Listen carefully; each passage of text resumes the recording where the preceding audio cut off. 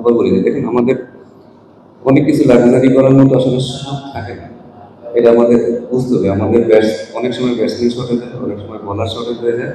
ধরুন সাকিব যখন ছিল তখন হয়তো আমাদের সেই লাক্সারি করার মতো সুযোগ ছিল, একটা এক্সট্রা বোলার খেলাতে পারতাম, একটা এক্সট্রা ব্যাটসম্যান খেলাতে পারতাম। দর্শক, বাংলাদেশ জাতীয় দলের সিনিয়র সহকারী কোচ মোহাম্মদ সালাউদ্দিন জানিয়েছেন, সাকিব আল হাসানের দলে থাকার সময় ছিল এক ধরনের বিলাসিতা।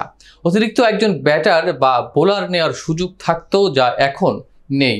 তিনি বলেন, সাকিবের অনুপস্থিতিতে দলে ভারসাম্য বজায় রাখা কঠিন হয়ে গেছে। এখন দলকে বাস্তবতা বুঝে পরিকল্পনা করতে হচ্ছে। বিস্তারিত জানাবো ডেস্ক রিপোর্ট থেকে। শ্রীলঙ্কার বিপক্ষে শেষ টি-20 ম্যাচের আগে সংবাদ সম্মেলনে মোহাম্মদ সালাউদ্দিন বলেন, সাকিব থাকাকালে দলের স্কোয়াডে লাক্সারি ভাবনা ছিল। অতিরিক্ত একজন ব্যাটার বা বোলার খেলানো যেত, কিন্তু এখন সাকিব নেই, তাই সেই সুযোগ পাওয়া যাচ্ছে না। তিনি আরও জানান, কখনো কখনো ব্যাটার কম পড়ছে, কখনো বোলার কম, তাই স্কোয়াডে ভারসাম্য রাখতে কঠোর পরিকল্পনা করতে হচ্ছে। উদাহরণস্বরূপ, নাসুম খেলালে সুবিধা পাওয়া যায়, কিন্তু তখন রিশাদকে বসিয়ে দিতে হবে পরে। ব্যাটিং অর্ডার নিয়েও খেয়াল রাখতে হয় যে কয়েকজন ব্যাটার আছে এবং তারা কেমন ফর্মে রয়েছে।